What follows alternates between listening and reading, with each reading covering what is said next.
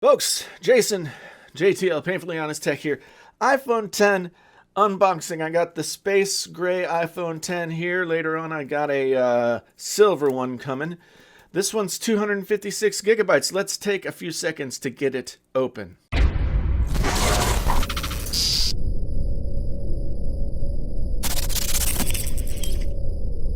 The iPhone 10, everybody's been waiting for it. Everybody's talking about it.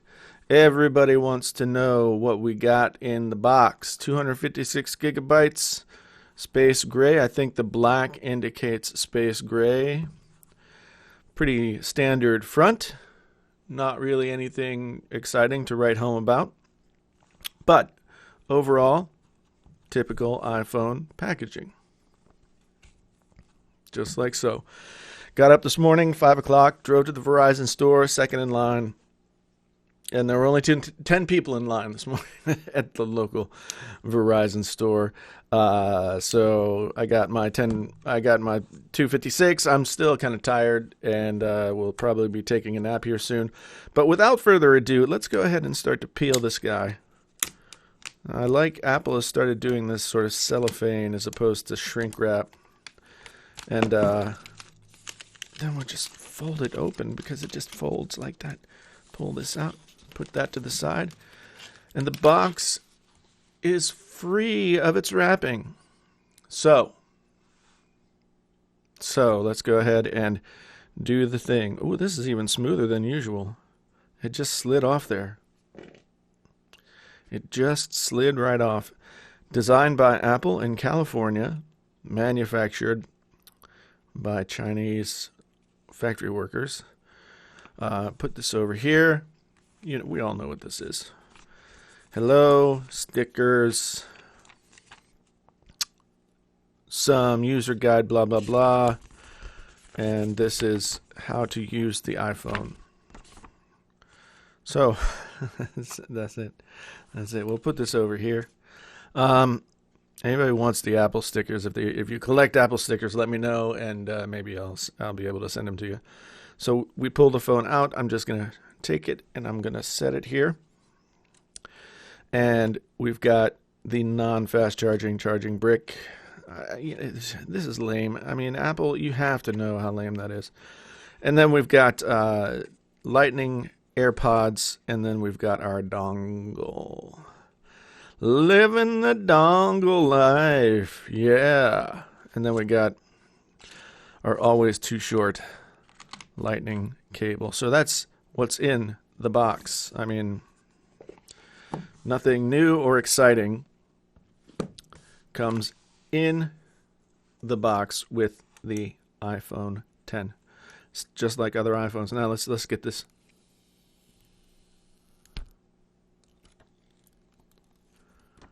Oop.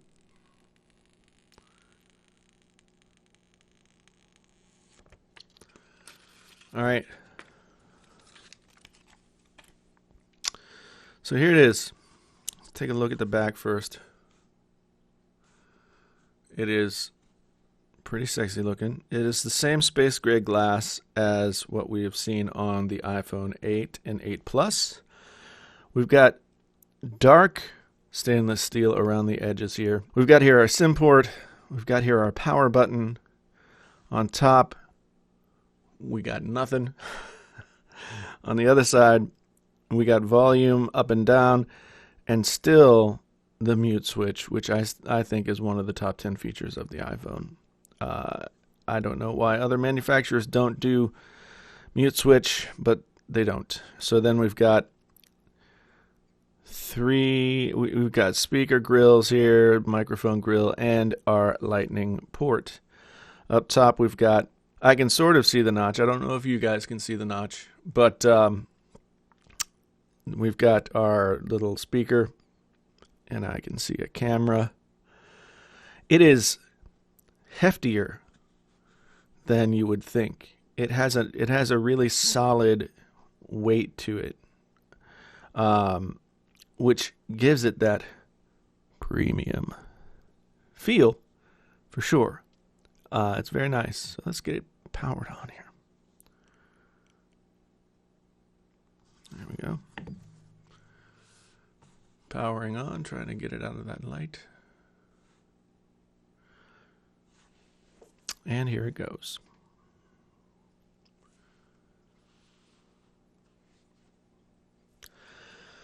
Anglais, por favor, USA. Quick start. Okay. Nope, not going to happen. Okay, so we'll set up manually. We'll choose a Wi-Fi network. I will put my password in. It is definitely smaller than the Plus models. I had to trade in my Plus model in order to be able to get this one. But that's not necessarily a bad thing. I mean, I don't know. Looking at this, it definitely does not look like iPhones have always looked. I mean, it's reminiscent of iPhones of old, but this all-screen deal is pretty nice. Oh, I got to set up some Face ID. Let's see if I can do it. How to set up Face ID. Position your face in the front of the camera. Okay. Let's do it.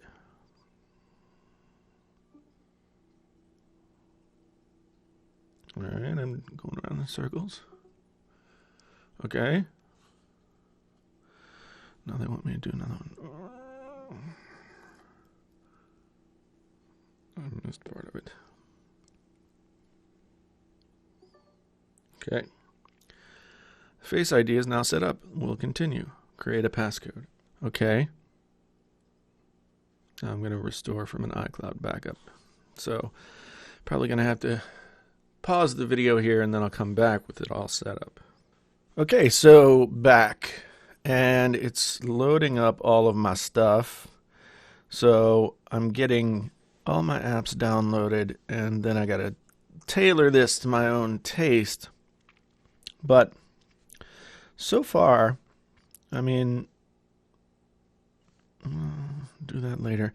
So far, I'm pretty impressed. If you don't like a smaller phone, if you're used to the iPhone Plus models, you're gonna have some adjusting to do because this is not as small as the regular 4.7-inch iPhones, but it is smaller than the Plus model. So it sits in your hand nicely, but it does feel smaller. So you're gonna have to kind of get used to that.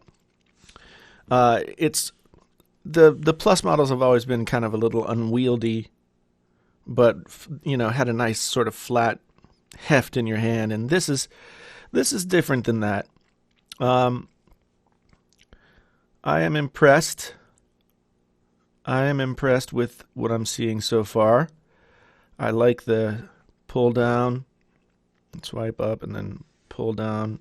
No notifications. Yeah, so you can pull down from either place. I think it's awesome that they included the flashlight here. So the flashlight turns on and then camera here. I think that's great because those are the two things that you tend to need the most, right? I will say this too. The first couple of times that I opened the phone, I didn't even realize that Face ID was working. I mean, I just okay, so I close it here, and then I open it, and it's unlocked, and all I got to do is swipe up. I didn't even notice that Face ID was working, so I had to use it in a bunch of different settings to get a sense of how well it actually works. But when it's working and I don't know that it's working, that's really something else. Let me know what questions you guys might have about how it works and how all that kind of stuff goes. It is, as always, sexy and well put together, just like any other Apple device. So I'm impressed with that, to tell you the truth, right out of the box. And not right out the box, but right out of the box. And so once I get this all set up, I'm going to do a 24-hour review so that you guys will know how I feel about it after using it for a day. And then, I'll just keep putting it through its paces and letting you guys know. But for right now, I have to admit that it is nice. And whether or not it's as nice as it needs to be for the $1,500 or the $1,150 that I paid for it, will remain to be seen. But so far, I like it. Let me know what you guys think. Let me know what you want to know about this thing as I put it through its paces today down in the comments below. And let me know if you got an iPhone 10 today as well, or if you are staying away from it like the plague. Thanks again for watching. My name's Jason, sometimes known as the JTL. This is Painfully Honest Tech, and until the next time, I'm out.